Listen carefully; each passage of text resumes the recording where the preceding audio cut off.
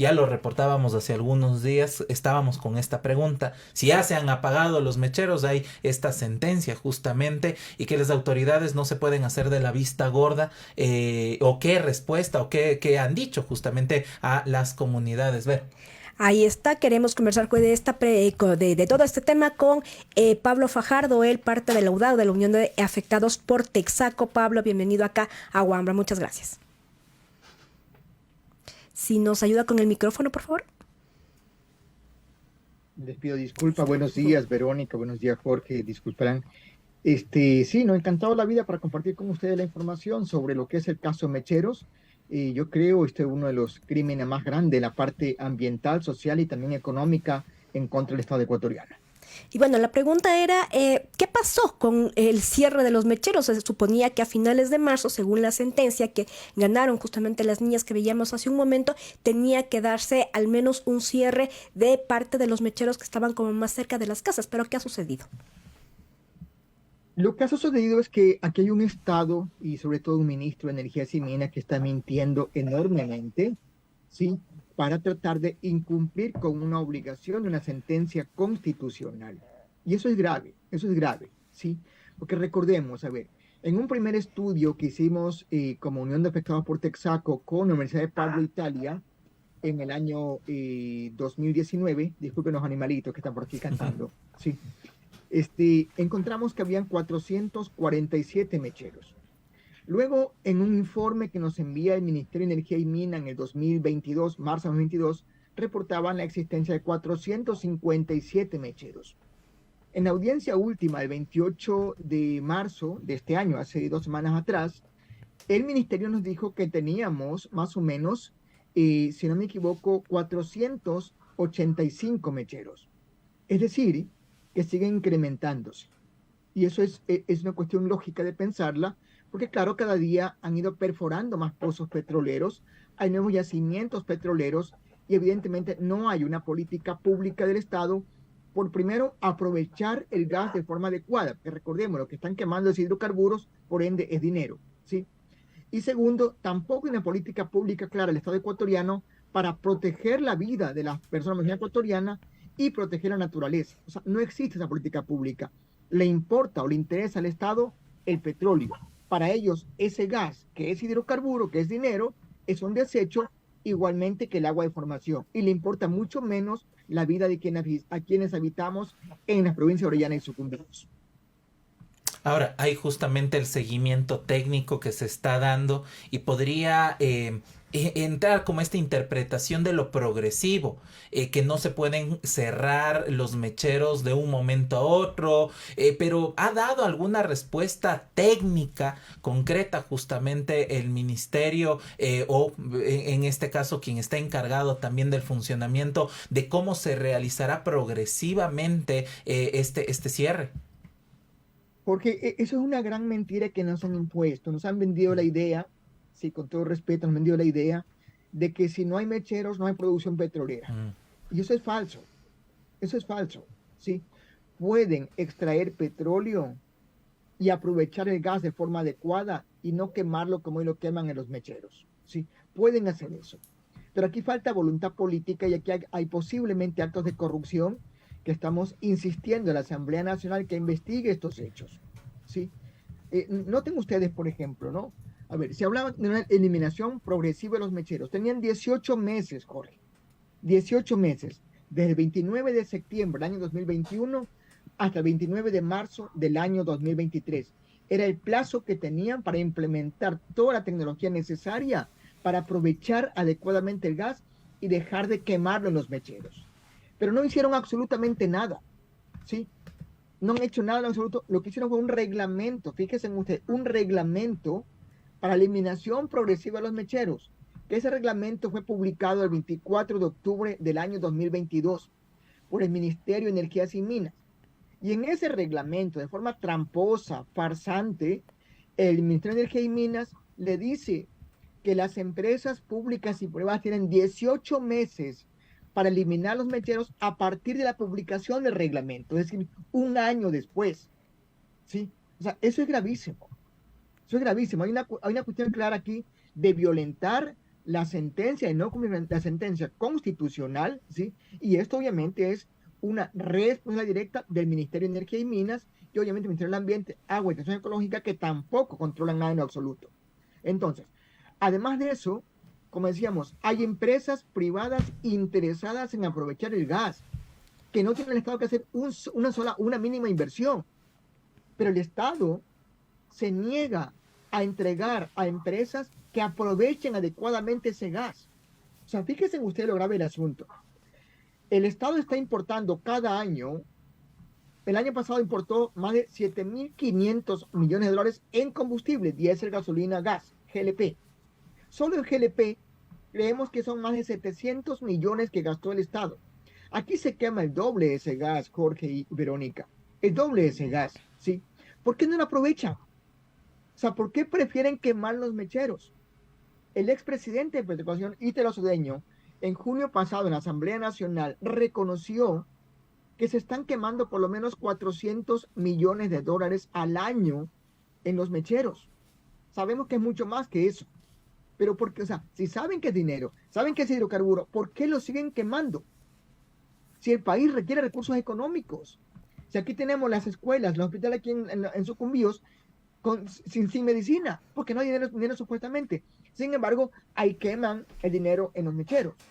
Entonces, eso es inconcebible, es inaceptable. Entonces, pueden extraer petróleo y aprovechar el gas y no quemar los mecheros. No lo hacen porque hay posiblemente actos de corrupción o falta de voluntad política, por lo menos. Y hay, por ejemplo, respuestas, disculpa, Vero, que hemos dado seguimiento. En entrevista para Plan B, el ministro Santos Albite habla de la interpretación, por ejemplo, de centros poblados y de que esto, justo lo que tú decías, Pablo, se está reglamentando y que ellos toman en cuenta que un centro poblado al menos deben tener 20 viviendas y que en donde se encuentran los mecheros. Entonces, a lo que quiero ir, la interpretación que da el ministerio hacia quién está beneficiando finalmente para que se dé o no cumplimiento de esta acción. El señor Santos Albite es un mentiroso. Eso es un completo mentiroso. Sabemos que él obedece, que él obviamente viene desde las filas de Chevron. Sabemos que trabajaba indirectamente para el Chevron, para el bufete Jones Day y cobraba plata directamente de allí. Y él dice en esa entrevista también que es un error histórico, del cual de ese error histórico él es parte. Santos Albite ha estado siempre involucrado, los últimos por lo menos 30 o 40 años, al área petrolera.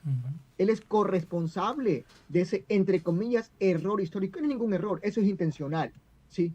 Entonces, fíjense ustedes, dicen en el reglamento que se creó el propio ministerio, dice, centros poblados que tienen mínimo 20 viviendas. ¿Y qué pasa con las familias? A veces hay comunidades que está la escuelita, que está una escuela, que no hay 20 casas, que está la escuelita nada más allí, cerca de un mechero. Esos niños no tienen derecho a un ambiente sano. Hay lugares que hay centros de salud directamente ahí.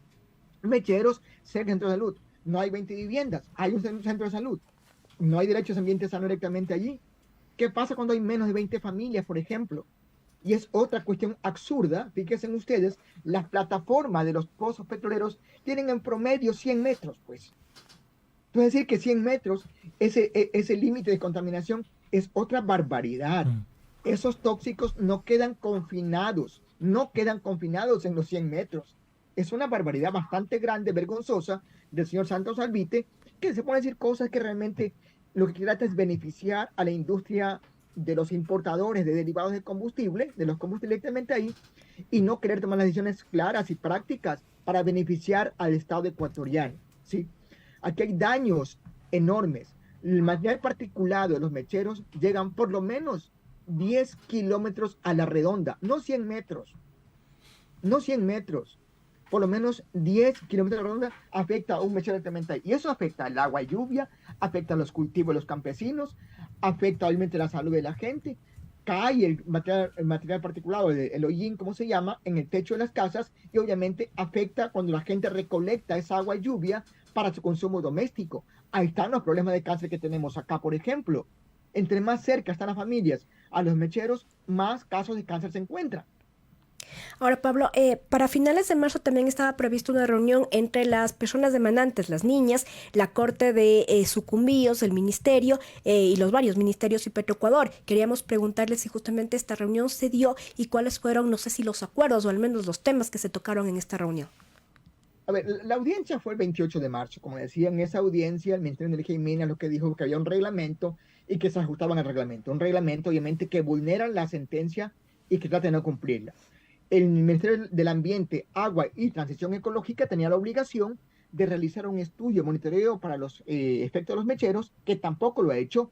Y Salud Pública tenía la obligación, por ejemplo, el MSP, de hacer un estudio de los impactos de esos mecheros, de la contaminación ambiental en la salud humana, que tampoco lo ha hecho. O sea, los tres ministerios han incumplido totalmente la sentencia, ¿sí? Los tres ministerios, Salud, Ambiente y Energías y Minas. Los tres han incumplido totalmente este proceso directamente ahí, y es por eso nuestra exigencia, ¿sí? Luego la jueza, aquí hay una cosa grave también, la jueza a cargo de este caso tenía la obligación legal, porque la ley de garantías y control constitucional le permite tomar las decisiones necesarias a fin de lograr que exista o que se dé una ejecución normal y completa de la sentencia. No tomó esa decisión la jueza.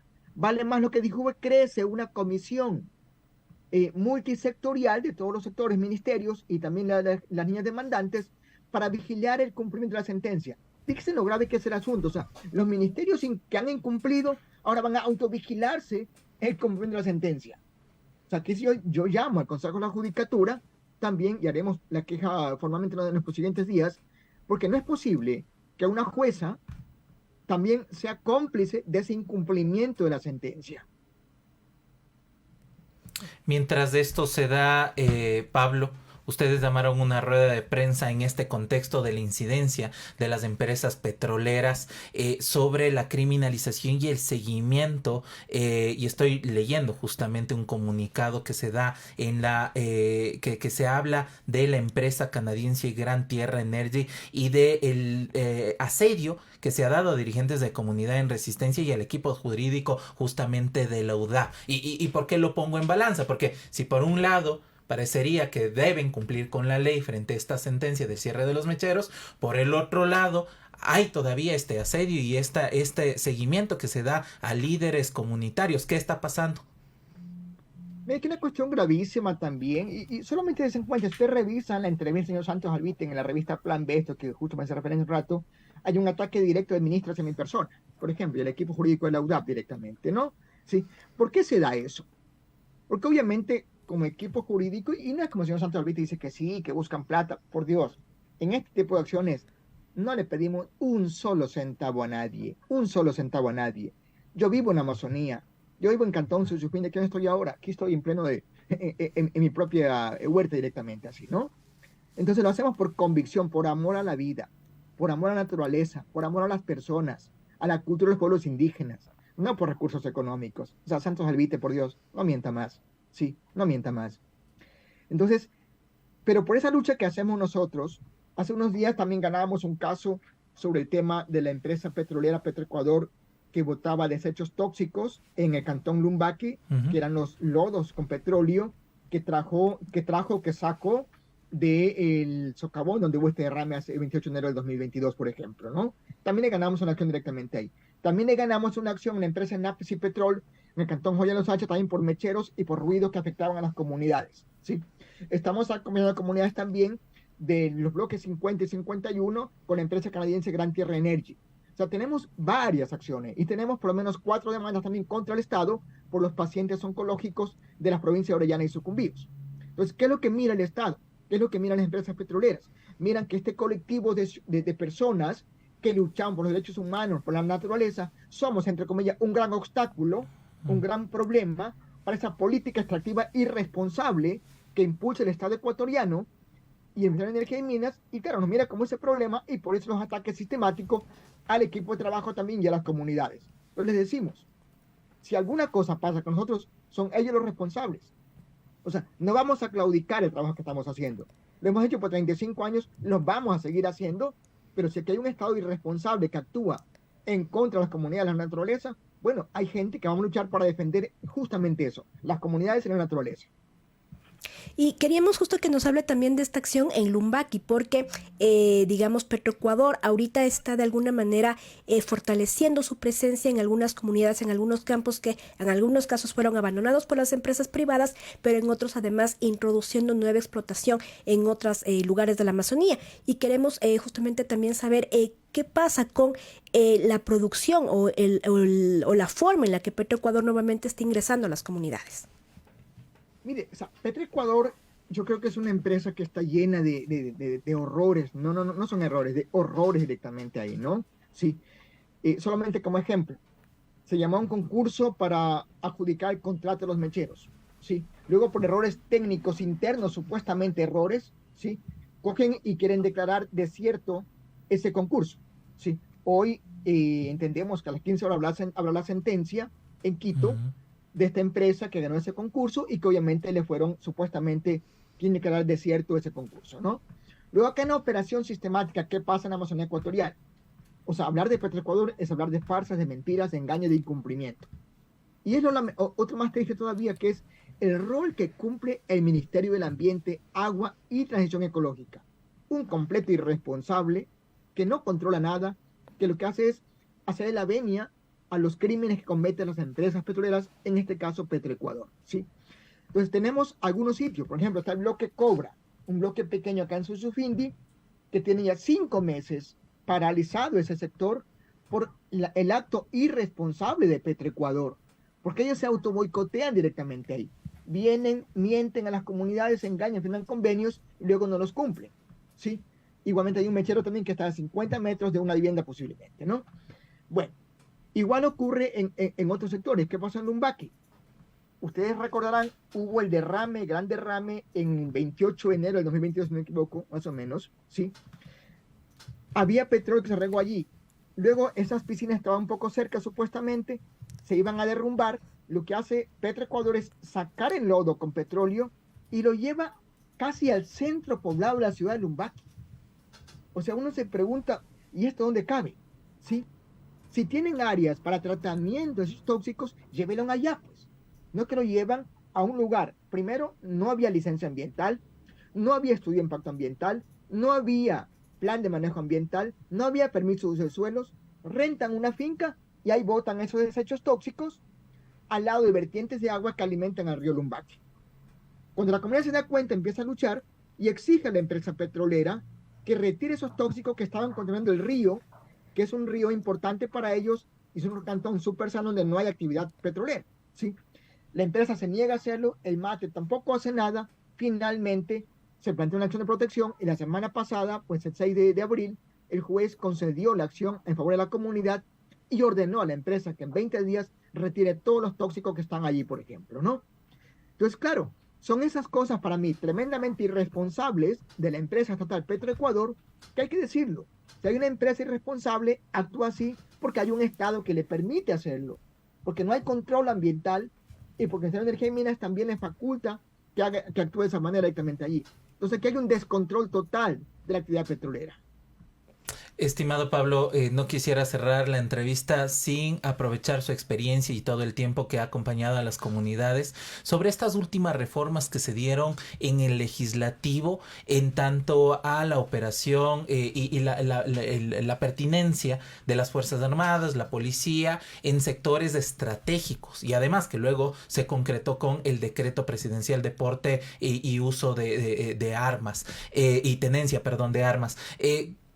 ¿Cómo ustedes desde las comunidades que están en esta constante tensión frente a las empresas extractivas, petroleras, mineras, toman este involucramiento de mayor seguridad, porte y uso y tenencia de armas? ¿Beneficia a las comunidades? ¿De qué manera incidiría en las comunidades de la Amazonía ecuatoriana? Mire, yo creo que es un gigantesco error del gobierno ecuatoriano. Sí, es lamentable eso, ¿no? Porque obviamente en ninguna parte, al menos yo en mis 50 años, no he visto en una parte que la violencia se le ataque con más violencia.